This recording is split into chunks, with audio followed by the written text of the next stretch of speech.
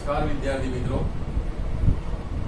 આપણે last time અકાઉન્ટમાં એક ચેપ્ટર પૂરું કર્યું.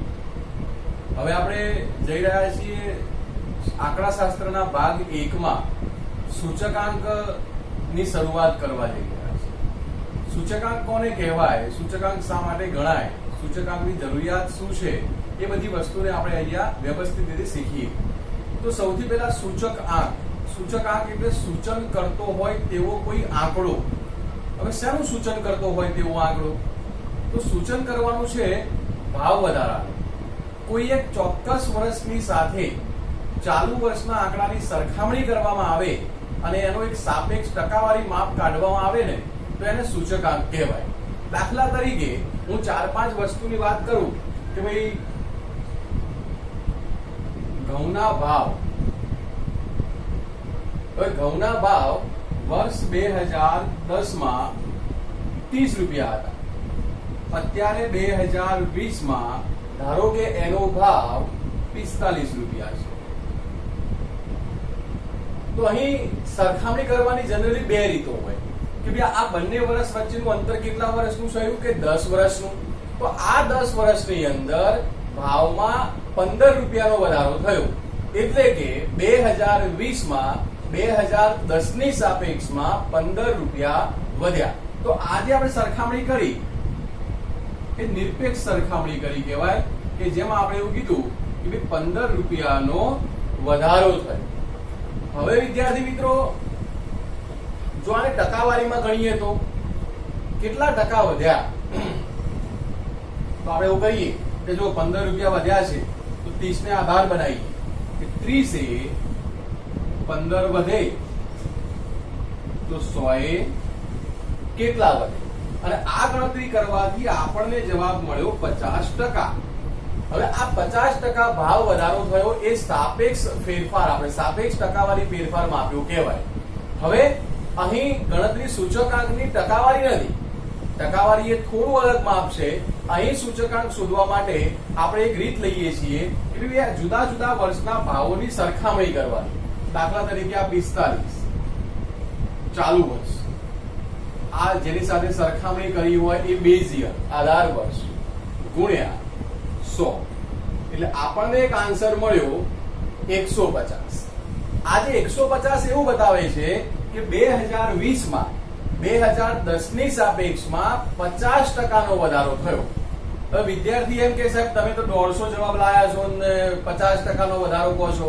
જ્યારે આપણે બે વર્ષની સરખામણી કરતા હોઈએ તો જે જવાબ આવે એમાંથી 100 માઇનસ કરી દેવા, અને જે વધે છે કેટલો વધારો, અને કદાચ ઘટે છે એટલે કે જવાબ 80 આવ્યો તો 20% શું થયું કહેવાય? ઘટાડો થયો કહેવાય. તો અહીં કરવાનું શું છે સૂચકાંકના પ્રકરણમાં? એ બહુ સીધી અને સિમ્પલ વાત છે કે તમે જે વર્ષનો જે વસ્તુનો સૂચકાંક શોધવા માંગો છો એ વર્ષને કોઈ ભૂતકાળના નિશ્ચિત વર્ષ જોડે સરખામણી કરવી પડે. એટલે બે જુદા જુદા વર્ષના ભાવોની, જથ્થાની, કોઈ કિંમતોની, કોઈ પણ ચલ રાશિની સરખામણી કરવામાં આવે જો આ રીતે, તો એને કહેવાય સૂચકાંક. તો પ્રશ્ન આવ્યો સૂચકાંક કોને કહેવાય? તો કોઈ પણ બે ચલ રાશિની જુદા જુદા સમયની, કોઈ પણ ચલ રાશિની જુદા જુદા સમયના સાપેક્ષ ટકાવારી ફેરફારને આપણે સૂચકાંક તરીકે ઓળખીશું. હવે આ સૂચકાંક શોધ્યા પહેલા આપણે બીજી વાત કરીએ કે ભાઈ સરખામણી બે રીતે થાય. એક નિરપેક્ષ સરખામણી થાય અને આજે શોધી છે એને સાપેક્ષ સરખામણી કહેવાય. તો આપણે સાપેક્ષ સરખામણી કરવાની છે અને આ રીતે જુદા જુદા પ્રકારના સૂચકાંક શોધવાના હોય છે. વિદ્યાર્થી મિત્રો, સૂચકાંક છે ને એ ભારત દેશમાં બે પ્રકારના હોય, એક WPI હોય ને એક CPI હોય. WPI એટલે હોલસેલ પ્રાઇસ ઇન્ડેક્સ, ઇન્ડેક્સ એટલે સૂચકાંક, અને પેલું કન્ઝ્યુમર પ્રાઇસ ઇન્ડેક્સ એ છૂટક ભાવ માટે હોય. દરેક દેશ પોતાને ત્યાં મોંઘવારી વધી છે કે મોંઘવારી ઘટી છે એ નક્કી કરવા માટે સૂચકાંકનો ઉપયોગ કરતી હોય. અને સૂચકાંક એ બહુ સિમ્પલ માપ છે. મેં કીધું એમ કે જે વર્ષનો સૂચકાંક શોધવો હોય એ વસ્તુના ભાવ ને ભૂતકાળના જે વર્ષ જોડે સરખામણી કરવા માંગો છો એની જોડે કમ્પેર કરવાના છે. અને કમ્પેર કરવા માટે બહુ સામાન્ય પ્રકારના સૂત્રો આપણને આપ્યા છે, એનો આપણે ઉપયોગ કરી લઈશું અને આન્સર લાવી દઈશું. હવે વાત કરીએ બીજી કે જ્યારે આપણે સૂચકાંક શોધવાના છીએ ત્યારે બે વસ્તુ ખાસ જોઈએ, એક ચાલુ વર્ષ અને એક આધાર વર્ષ. ચાલુ વર્ષ કોને કહેવાય? જે વર્ષનો સૂચકાંક આપણે શોધવો હોય એ વર્ષને ચાલુ વર્ષ કહેવાય. અને આધાર વર્ષ કોને કહેવાય? તો જે વર્ષનો સૂચકાંક તમે શોધવા માંગો છો એ વર્ષના ભાવોને ભૂતકાળના કોઈ નિશ્ચિત વર્ષના ભાવ સાથે સરખાવશો. તો જે નિશ્ચિત ભાવ સાથે સરખામણી કરી છે એને આધાર વર્ષ કહેવાય. તો ચાલુ વર્ષના ભાવોને જે વર્ષ જોડે સરખાવવામાં આવે છે એ વર્ષને આધાર વર્ષ તરીકે ઓળખી શકાય છે. હવે મિત્રો આપણે આગળ વધીએ તો સૂચકાંક શોધવાના સૂત્રો શું છે, સૂચકાંક કઈ રીતે શોધી શકાય, કેવા કેવા પ્રકારની રીતો છે, એનો આપણે ડિટેલમાં અભ્યાસ કરીએ.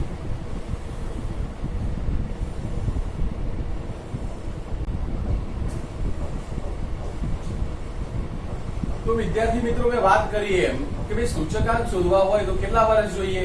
એક ચાલુ વર્ષ ને એક આધાર વર્ષ. એટલે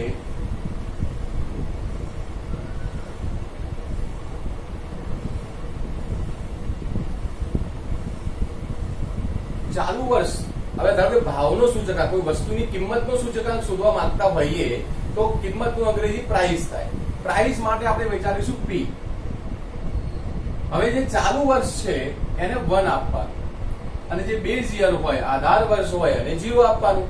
તો ચાલુ વર્ષ P1, આધાર વર્ષ P0. પછી સૂચકાંક,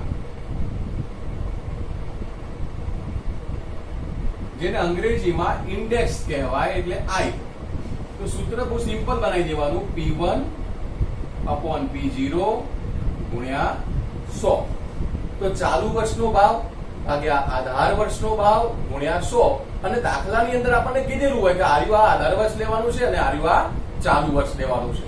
તો આ રીતે સૂચકાંક દરેકે દરેક જુદી જુદી વસ્તુઓના જુદા જુદા જન્મદરના, મૃત્યુદરના, બચતના, આવકના કોઈ પણ બે આંકડાની સરખામણી કરી અને આવું કોઈ માપ લેતા આવો ને તમે, એને સૂચકાંક કહેવાય. અને આ સૂચકાંકનો જવાબ ધારો કે 130 આવ્યો તો આનો મતલબ થયો કે ભાઈ જે વસ્તુની સરખામણી જે વર્ષ જોડે કરી હશે એ વર્ષના સાપેક્ષમાં માઇનસ કરતો તો કેટલા ટકા વધ્યા? 30% વધ્યા. સૂચકાંક છે ને એકમથી મુક્ત માપ છે, એની પાછળ કિલો, લીટર, મીટર, ટકા આવું કઈ લગાવી શકાતું નથી. એ ભાવ સાપેક્ષ માપ છે. એટલે જે જવાબ આવે, ધારો કે સૂચકાંક 175 આવ્યો તો કે ભાઈ ભાવમાં 75% વધારો થયો. 140 આવે તો 40% નો વધારો થયો. 80 આવ્યો તો કે 20% નો ઘટાડો થયો. તો આ રીતે સૂચકાંક આપણે શોધવાના છીએ મિત્રો. હવે આપણે સૂચકાંકને દાખલાઓ જે આપ્યા છે એને રીત મુજબ વહેંચી દઈએ. તો જે પહેલી રીત છે એનું નામ છે અચલ આધારે સૂચકાંક. અચલ આધારે સૂચકાંક શોધવાની રીત છે, તમે ડિસ્પ્લે ઉપર જોઈ શકો છો. અચલ આધારે સૂચકાંક કેવી રીતે શોધી શકાય, અચલ આધારનું સૂત્ર શું છે એ આપણે જાણવાનો પ્રયત્ન કરીએ. તો અહીં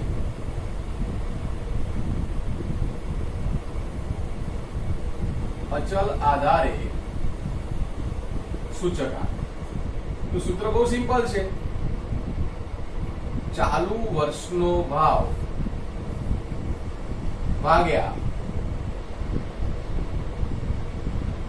આધાર વર્ષનો ભાવ ગુણ્યા 100.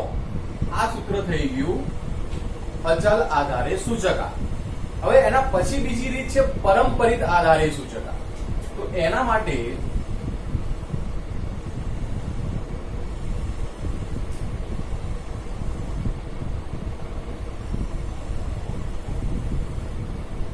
સૂચકાંકનું સૂત્ર આવું લખીશું, ચાલુ વર્ષનો ભાવ ભાગ્યા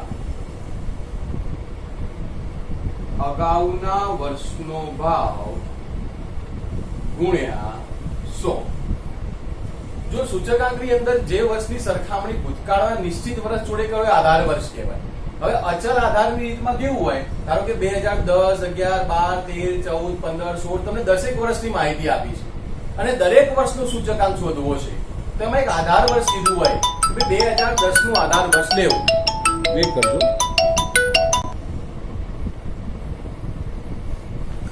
અચલ આધારે સૂચકાંક શોધતા હોઈએ તો 10 વર્ષની માહિતીમાં એક નિશ્ચિત વર્ષ આધાર વર્ષ હોય. ધારો કે 2010, 2012, 2014 તમને જે કીધું હોય તે. ના કીધું હોય તો પહેલું વર્ષ, પરંપરિત આધારે સૂચકાંક શોધતા હોઈએ તો ધારો કે 2010 નો સૂચકાંક શોધવો હોય તો 2009 ને અહીંયા ભાગાકારમાં આવે, 2015 નો શોધતા હોય તો એનું અગાઉનું વર્ષ એટલે 2014 નો ભાવ હોય એ ભાગાકારમાં આવે. તો આ રીતે અચલ આધાર અને પરંપરિત આધારનો આપણે સૂચકાંક શોધવાનો હોય છે. અચલ આધારમાં આધાર વર્ષ નક્કી હોય છે, જ્યારે પરંપરિતમાં અગાઉનું વર્ષ એ જ અહીંયા નીચે ભાગાકારમાં આવી જાય એટલે એ પોતે આધાર વર્ષ થઈ જાય. પરંપરિત આધારનો સૂચકાંક શોધતા હોય ત્યારે પહેલા વર્ષનો જવાબ તમારે 100 લખી દેવાનો છે. અચલ આધારમાં જોવું પડે કે આધાર વર્ષ કયું આપ્યું છે અને એના આધારે આપણે ગણતરી કરીશું. તો વિદ્યાર્થી મિત્રો આપણે સ્વાધ્યાયમાં એક દાખલો જોઈએ. તો સ્વાધ્યાય 1.1 તમે જુઓ.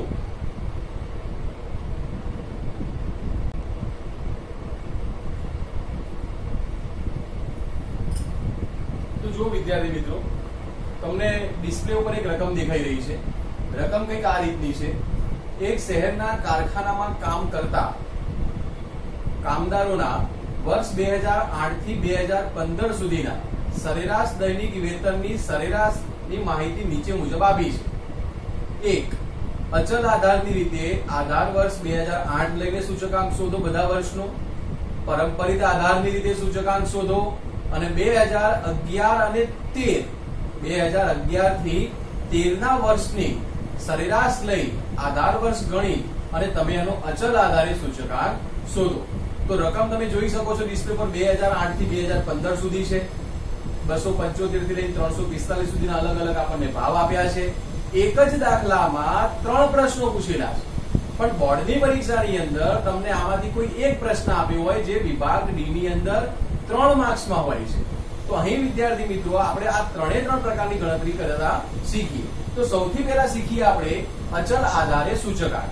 તો સૌથી પહેલા આપણે આ વર્ષ ઉભા લખી નાખવાના. જે રકમમાં તમને દેખાય છે વેતનની માહિતી, તો એ ઊભી લખી નાખવાની. હવે અચલ આધારે સૂચકાંક શોધવો છે. તો અચલ આધારનું સૂત્ર તમે જો ડિસ્પ્લે ઉપર દેખાય છે. શું સૂત્ર હતું? ચાલુ વર્ષનો ભાવ ભાગ્યા આધાર વર્ષનો ભાવ ગુણ્યા 100. હવે આમાં આધાર વર્ષ લેવાનું કયું કીધું છે આપણને? 2008. તો 2008 નો ભાવ કેટલો છે? 275. હવે એક વસ્તુ યાદ રાખો કે આધાર વર્ષનો સૂચકાંક હંમેશા 100 જ હોય, પણ તો હું બીજી રીતે શીખવાડું. તો જો અચલ આધારે જે પહેલો પ્રશ્ન રકમમાં આપ્યો છે ગણવો હોય તો પહેલા બધી રકમો લખી નાખવાની. 275, 284 જે લખી હતી એની રકમો તમે લખી નાખો આ રીતે.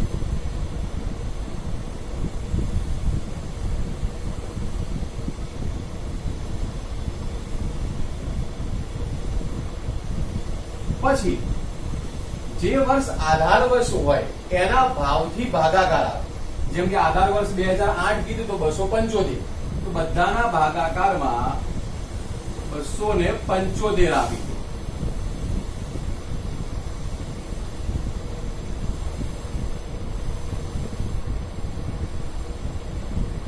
અને ગુણ્યા બધામાં 100.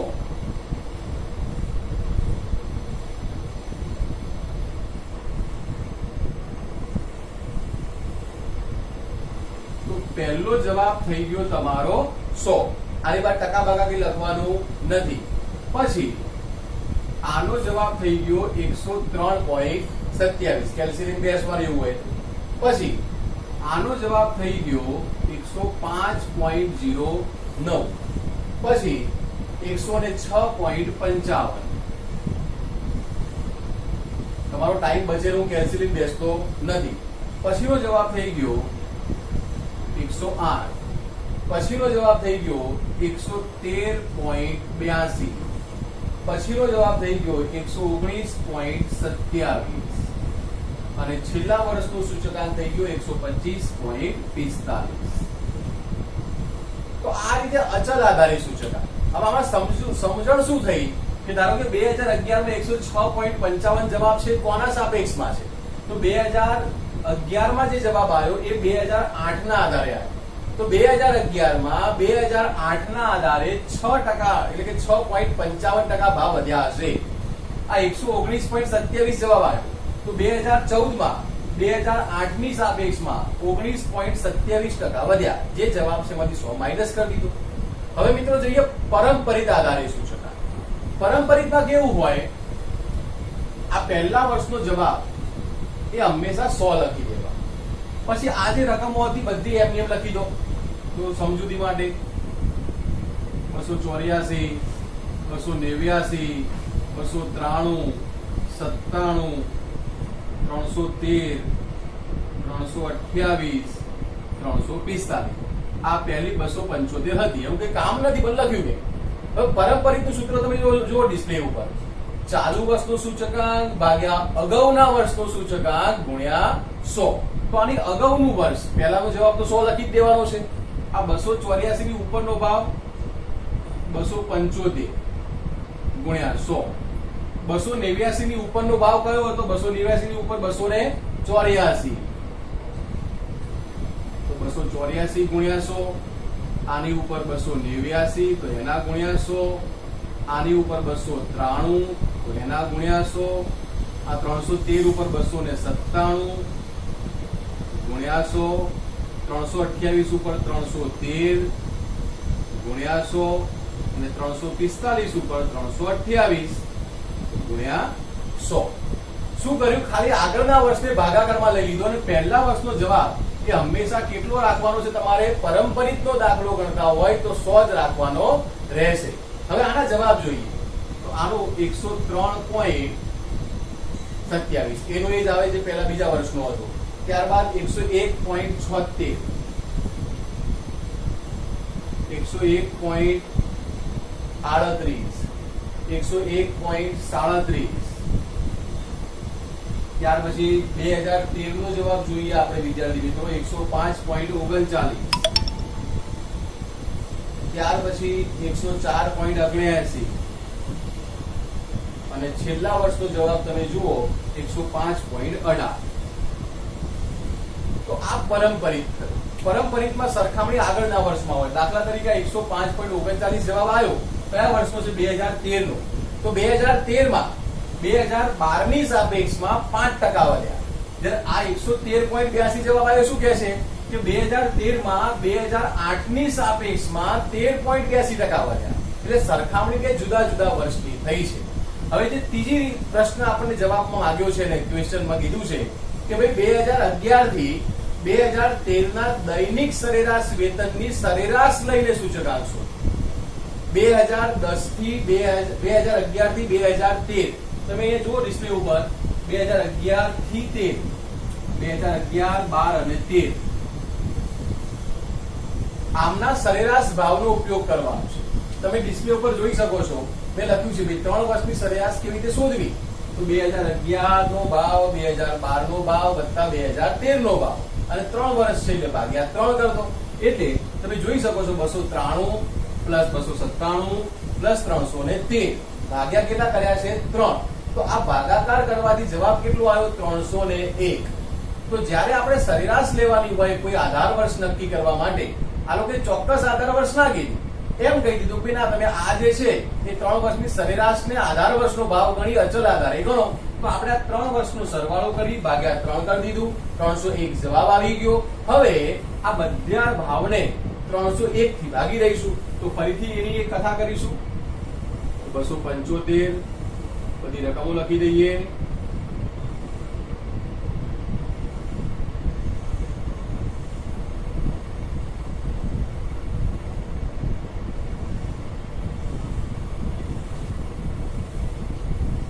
હવે અહીંયા આધાર વર્ષનો ભાવ કેટલો આવ્યો? 301. શું કર્યું? આ 3 વર્ષની સરેરાશ લીધી. તો બધાના ભાગાકારમાં 301 નાખી દો.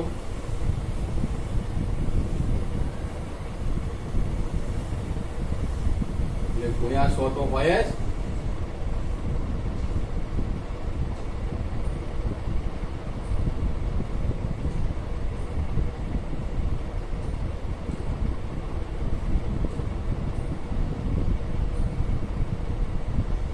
તો પહેલા વર્ષનો જવાબ છે 91.36.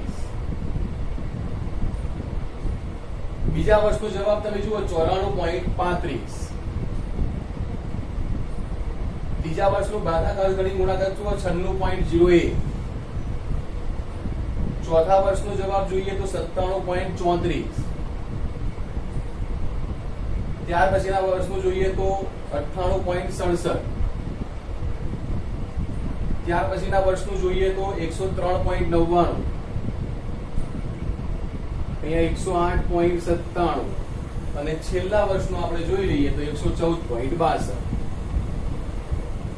વિદ્યાર્થી 12મા ધોરણમાં ગુણાકાર ભાગાકાર સાહેબ જોઈન કરે છે કે નથી કરતા બહુ મહત્વ નથી, પણ તમે જે અહીંયા જવાબ જોઈ રહ્યા છો એની કેલ્ક્યુલેશન કેવી રીતે કરવી એ બહુ મહત્વનું છે. તો અહીંયા 3 રીતે શીખ્યા. આમાં ખાસ કરીને 2 રીત, એક અચલ આધાર અને એક પરંપરિત. અચલ આધારમાં એક વર્ષ નક્કી હોય અથવા તો કેટલાક વર્ષોની સરેરાશનો ભાવ નક્કી હોય અને એ રીતે સૂચકાંક શોધાય. તો આપણે અહીં અચલ આધારે અને પરંપરિત આધારે સૂચકાંક શોધતા શીખ્યા છીએ. હું તમને આનું હોમવર્ક મોકલીશ કે આજે